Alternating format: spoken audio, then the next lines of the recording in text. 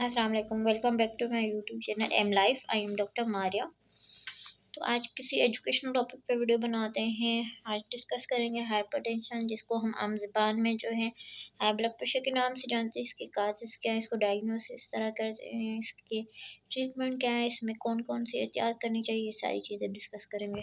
Blood pressure होता क्या है? Blood pressure basically normal pressure होता है ब्लड का अगेंस्ट द वेसल वाल, शरीयानों की वाल के अगेंस्ट जो ब्लड का प्रेशर डलता है उसको हम ब्लड प्रेशर बोलते हैं। ये कोई बीमारी नहीं होती है, ठीक है। इसको हम दो नंबर्स में मेजर करते हैं, इसको सिस्टोलिक और diastolic. Normal systolic blood pressure जो होता है वो 120 से कम होता है, और नॉर्मल डायस्टोलिक ब्लड प्रेशर जो होता है 80 से कम होता है। तो डायस्टोलिक और सिस्टोलिक ब्लड प्रेशर क्या होता है? जब दिल कंट्रैक्ट करता है, जब दिल सिकुड़ता है, जब ताकि ब्लड जो है पूरी बॉडी में पंप हो जाए, उस दौरान जो ब्लड का प्रेशर शरीरानों के अगेंस्ट डलता है उसको सिस्टोलिक ब्लड प्रेशर बोलते हैं। ये हायर नंबर्स में होता है, ठीक है, एज कम्पेयर टू डायस्टोलिक। दूसरा डायस्टोलिक, जब रिलैक्स पोजीशन में दिल आ जाता है ताकि पूरी बॉडी से जो भी इम्प्योर ब्लड है वो वापस आ जाए दिल में, तो उस प्रेशर, उस दौरान जो ब्लड गुजरते हुए शरीयानों पर प्रेशर डालती है उसको हम डायस्टोलिक ब्लड प्रेशर बोलते हैं। वो कम नंबर्स में मेजर होता है। तो अब आ जाते हैं हाई ब्लड प्रेशर, हाइपरटेंशन की तरफ। इसके चार टाइप्स होते हैं।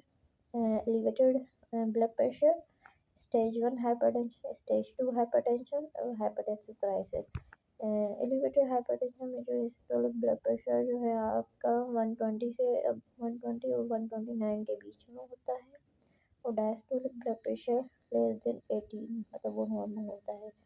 तो इस स्टेज पे हम कोई भी मेडिकेशन वगैरह नहीं देते, इसमें सिर्फ हम वर्कअप और डिटेल हिस्ट्री वगैरह पूछते हैं, और इसमें जो है लाइफ स्टाइल मॉडिफिकेशन के थ्रू हम इसको ट्रीट करते हैं। और स्टेज 1 हाइपरटेंशन हम उसको बोलते हैं जब आपका सिस्टोलिक ब्लड प्रेशर जो है 130 139 के बीच में हो, और आपका जो है डायस्टोलिक ब्लड प्रेशर जो है 80 और 89 के बीच में हो। इसको हम स्टेज 1 हाइपरटेंशन बोलते हैं।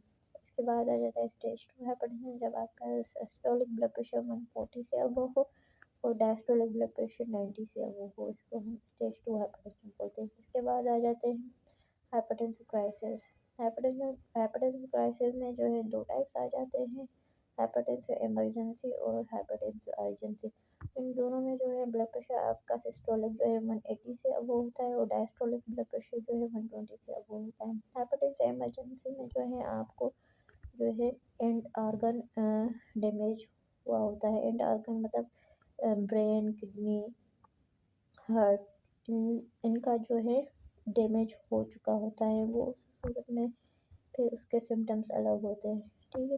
हाइपरटेंसिव अर्जेंसी में पेशेंट को कोई भी सिम्टम्स वगैरह नहीं होते एंड ऑर्गन डैमेज के, लेकिन ब्लड प्रेशर उसका बढ़ा हुआ होता है, उसको हम इमरजेंसी तौर पे डिक्रीज़ करते हैं।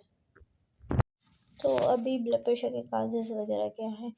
ब्लड प्रेशर के काजेज़ के बुनियाद पे हम इसको दो टाइप्स में डिवाइड करते हैं, एक एसेंशियल और दूसरा secondary. 90% cases of blood pressure जो होता है वो एसेंशियल हाइपरटेंशन होता है, जिसका कोई भी काज ना हो।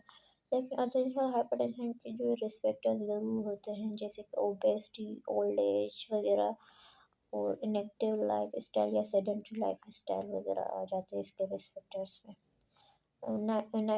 बाकी जो 10% केसेस हैं हाइपरटेंशन के, वो सेकेंडरी हाइपरटेंशन में आ जाते हैं, जो कि किसी और आर्गन की बीमारी की वजह से ब्लड प्रेशर हो जाए।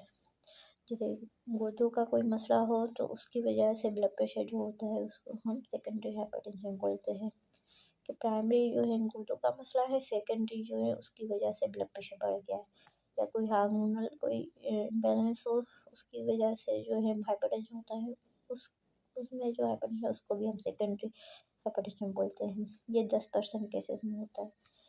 करवाते हैं रीनल फंक्शन टेस्ट करवाते हैं, जिसमें यूरिक इलेक्ट्रोलाइट्स आ जाते हैं, और फिर स्पेसिफिक अगर करवाएं तो रीनल एंजियोग्राफी वगैरह करवाते हैं, और बाद में जो है इसके थायराइड फंक्शन टेस्ट वगैरह, इको, ईसीजी, लिपिड प्रोफाइल वगैरह करवाते हैं ताकि हमका पता चले कि जो हाइपरटेंशन है वो जो है सेकेंडरी हाइपरटेंशन है या प्राइमरी हाइपरटेंशन है। तो इसकी डायग्नोस कैसे होती है?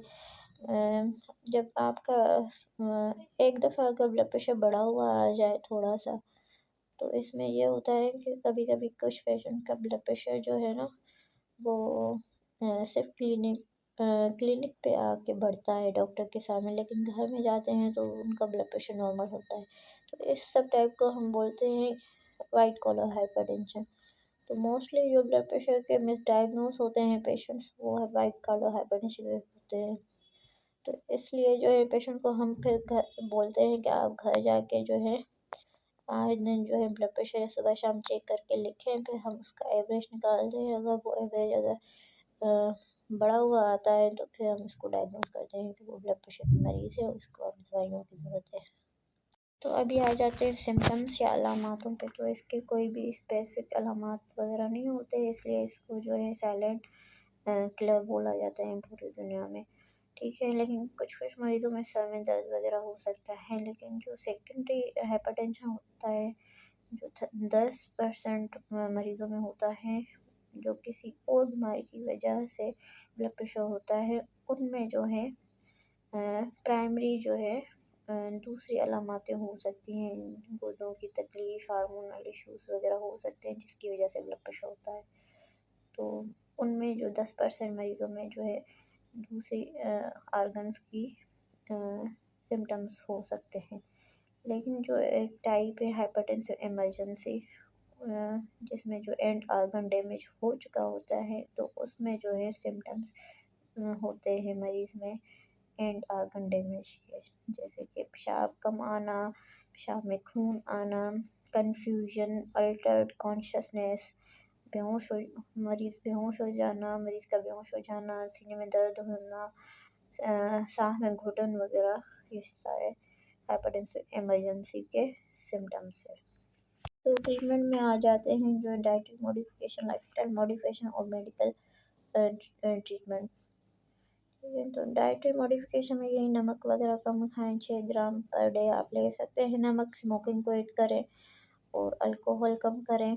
और लाइफस्टाइल मॉडिफिकेशन में जो है वज़न कम करना, एरोबिक एक्सरसाइज 30 मिनट के लिए मोस्ट ऑफ द वीक करना, और फिर मेडिकल मैनेजमेंट में बहुत सारी दवाइयाँ आ जाती हैं जो कि जिनके जैसे कि AC inhibitor, beta blocker, calcium channel blocker, डायोडेक्स वगैरह, और बहुत सारी कॉम्बिनेशन पिल्स भी हैं जिनमें 2 ग्रुप साथ होते हैं जो कि अनकंट्रोल ब्लड प्रेशर में काम आती हैं।